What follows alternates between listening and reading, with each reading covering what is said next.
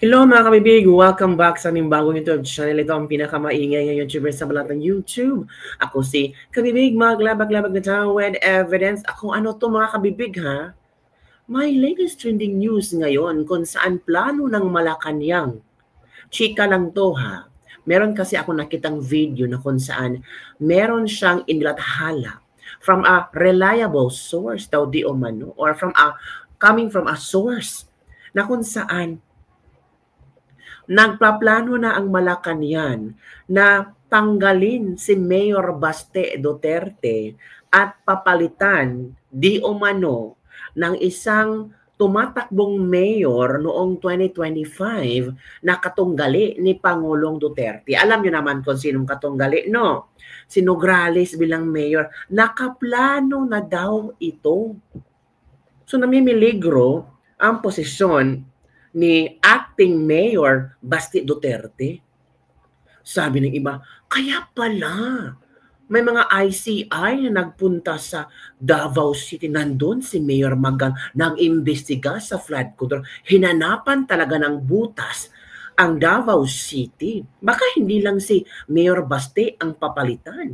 Baka yung mga kongresista na hindi kaalyado ng administrasyon. Nako po.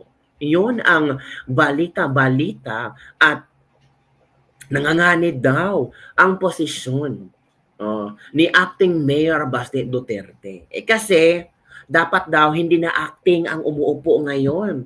Kasi hindi na sabi ng iba, sabi ng Malacanang daw di umano na ay hindi na makakauwi si Duterte. Wala na yan. So maghanap tayo ng mayor at ang Malacanang talaga ang mag-a-assign. Hindi na si acting Mayor Baste Duterte will be a vice mayor, tapos ang Malacanang si BBM na talaga ang mag-advise, ang mag-assign na ikaw ang magiging bagong mayor ng Davao City. At chika, yung katunggali ni Duterte daw nung nakaraang eleksyon. Ito ang video ha. Baka sabi nyo yung gawa mo naman kabibig, sismuso ka talaga. Ay may video, oy. Pero in Bisaya. So every now and then, stop ko, tapos translate ko ha. Lalo na yung mga hindi Bisaya. Ito ha. Ito kasi, basahin natin kabibig. This was posted last November 4. Oy mga idol, na ako'y kanang importanteng balita diha ninyo. Na ako'y reliable source nga nakuha nga ang Malacanang karon na ay ginaluto diri sa Davao City. Ang akong impormasyon nga nakuha nga paningkamutan sa Malacanang nga ideklara nga illegal ang pagpundo o paglingkod ni Vice Mayor Baste Duterte isip. Ito ang sabi niya, coming from a reliable source na sa Malacanang, ang Malacanang ay nagplano na gagawing illegal ang pagkaupo ni Baste Duterte bilang acting mayor.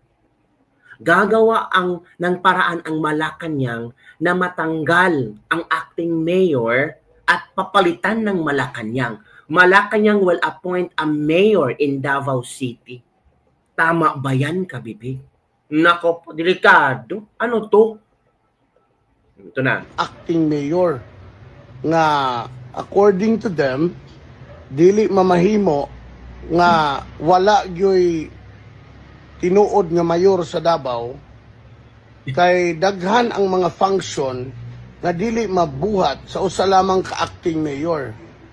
Sabi ng Malacanang daw di umano, they will really try their best na merong uupong mayor kasi iba naman daw ang function ng mayor at saka yung acting mayor. May mga trabaho daw ng mayor na hindi pwedeng magampanan ng acting mayor. Kaya Malacanang will appoint a new mayor in Davao City. Manin ninyo ni ha, mauna yung lang himuon ni argumento sa Malacanang, bantayan na to ni. Karon, ang ilang tinuha sa Malacanang karon, which is nag-meeting na sila. Oo. Ngayon, ang gusto ng Malacanang, which is nagkaroon na sila ng meeting, baka may final na silang desisyon. Nagmi-meeting na pala sila, kabibig.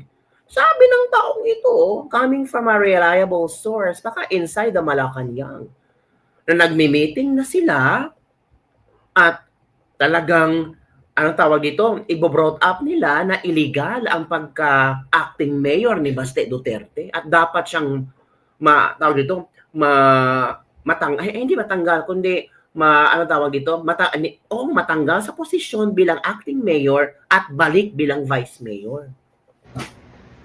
Is ang Malacanang mismo, ang presidente, mag-appoint og mayor sa Davao. Gawa na to, butuhi. Sila mo'y magbuot og kinsay mo lingkod nga mayor sa Davao og si Vice Mayor Baste Duterte will remain as Vice Mayor. So ang Malacanang, sila ang magkokontrol. Sila ang magsasabi kung sino ang kailang gustong paupuing mayor sa Davao. Si Baste Duterte will become the vice mayor. Malacanang will appoint a new mayor in Davao City. Kay di na ba pareha daw sa presidente nga og wala ang presidente, ang vice president ang mupuli. Dili man ingon ana ang setup sa local government.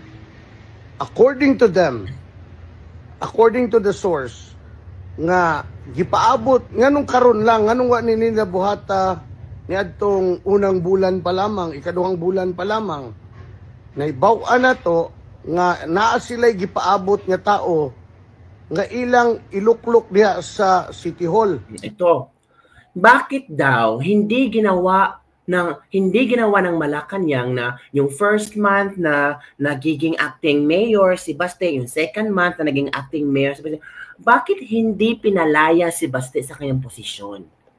Kasi bakit pinaabot ng isang almost a year?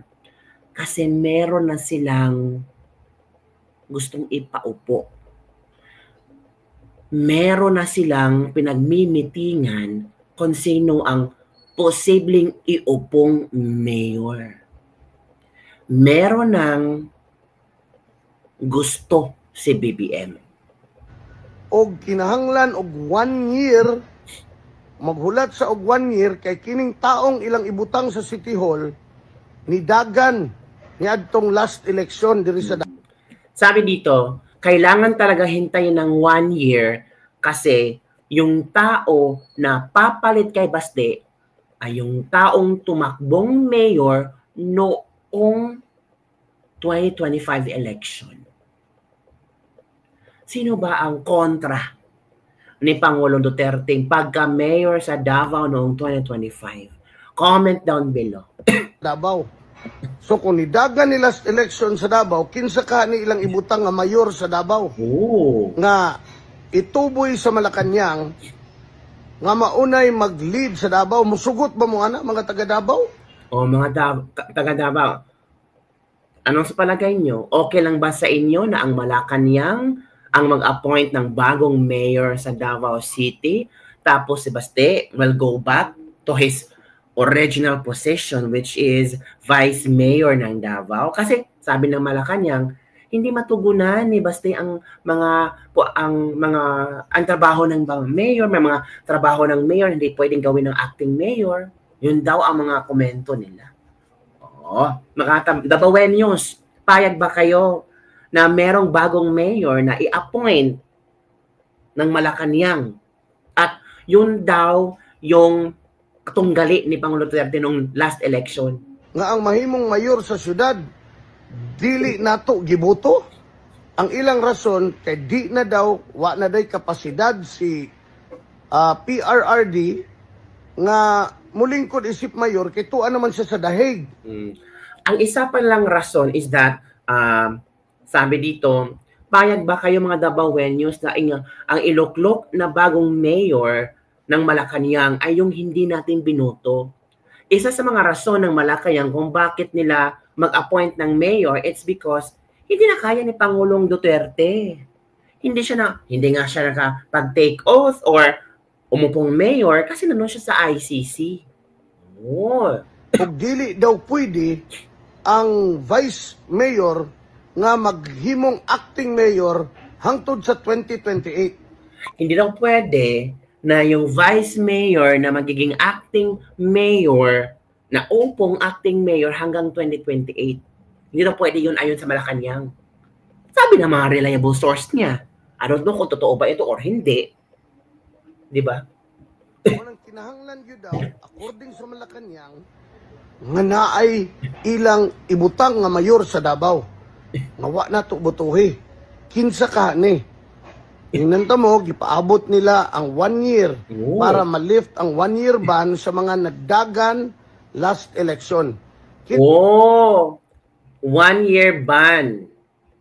I-lift para dyan na mag-appoint ang Malacanang. Sa na inidagan last election nga gusto nilang iluklok karon isip mayor sa Davao. Bantayan tani mga taga Davao. I'm breaking to you this news for us to be vigilant. Because walay dili kayang himuon ang Malacanang, you know them. According to them, they can bend the law. Mauna ni ang buot nilang ipasabot. They will bend the law. Whatever law is it, they are the law. O dako kayo ang chance nga himuon yun ni nila.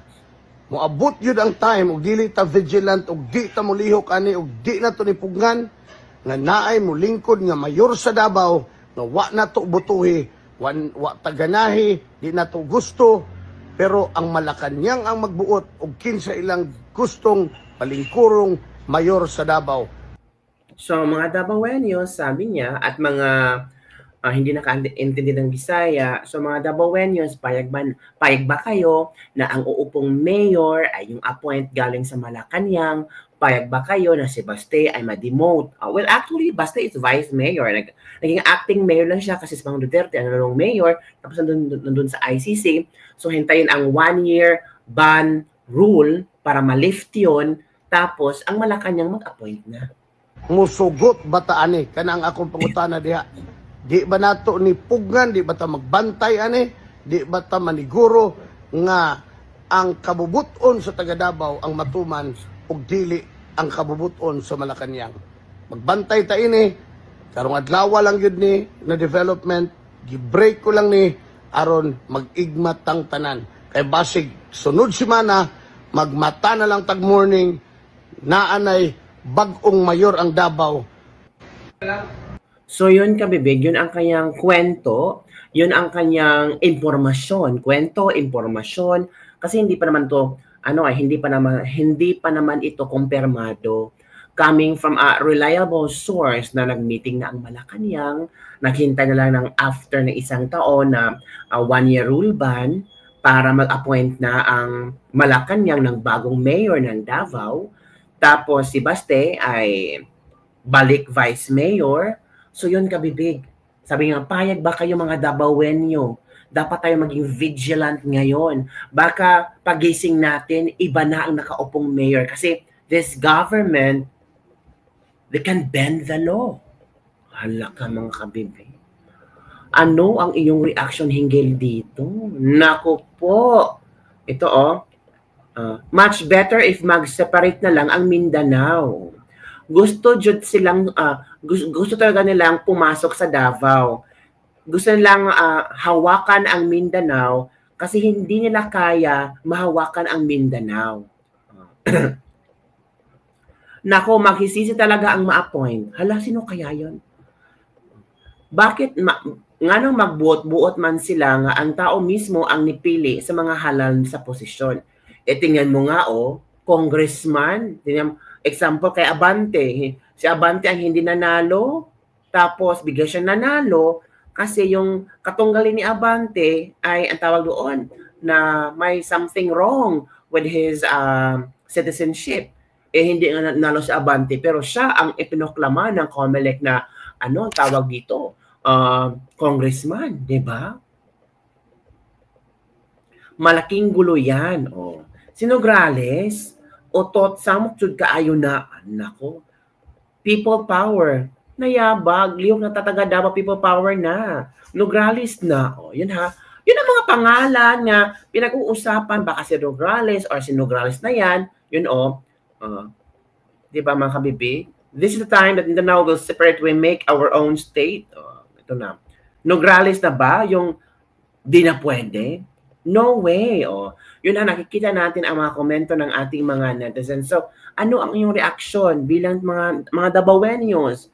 Okay lang ba, payag lang ba kayo na mai-appoint na bagong mayor na hindi binoto ng mga Dabawenyos ang hahalili sa posisyon ni Pangulong Duterte ngayon bilang mayor, tapos si Baste will go back as vice mayor? Anong ang iyong reaction dito?